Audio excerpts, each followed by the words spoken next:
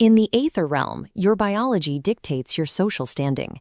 If you are born with 2 or 3 spirit roots, you are a true seed of cultivation, destined for the elite Tideworm Order.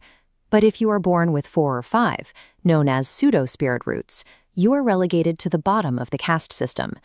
This flowchart maps out the economic cycle these lower-tier cultivators inhabit.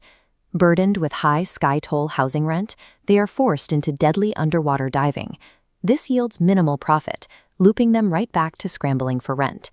To survive this cycle, almost everyone in Vero City practices the Jade Sea Tide generation skill. It offers a smooth flow of chi, but the output is mediocre, providing just enough power to keep a cultivator functional through their daily labor.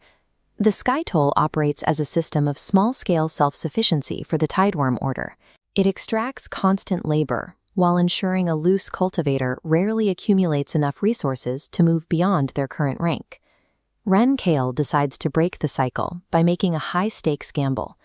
In a single afternoon, he spends 18 spirit stones, almost his entire net worth, on premium assets, 5 semi-spiritual fish, and 3 green-yellow chickens. Normally, cultivators face unpredictable drop rates for spirit eggs, making chickens a risky investment. But Wren has a hidden panel that guarantees a 100% probability yield. Every chicken will lay a spirit egg, every single day. Even with a guaranteed return, his immediate vulnerability is high.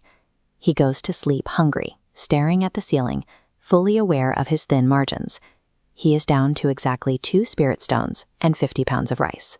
In an economy where the math of the Sky Toll ensures a net loss for the average fisherman, an asset with a guaranteed 100% yield provides a path out of the water that standard labor does not. Morning breaks, and the immediate tension dissolves.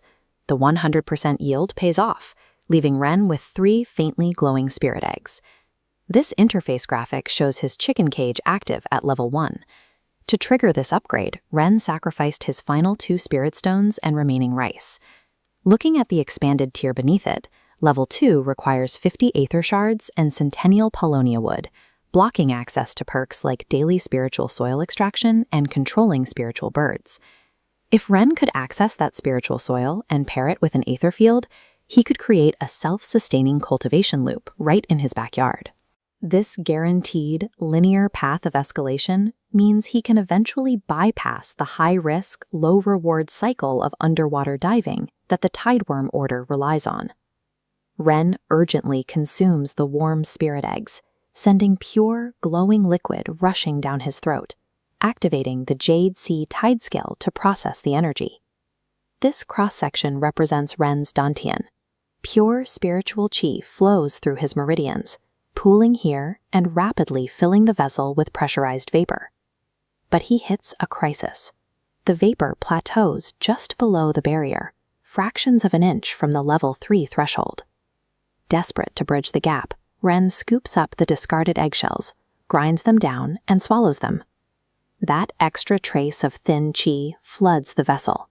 The internal pressure pushes past its limit, and the barrier shatters.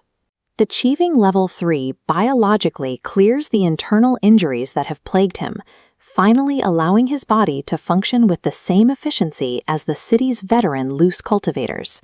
While level 3 is still ordinary to the elites of Vero City, for a pseudo-root cultivator, it elevates Wren to match the majority of the working force.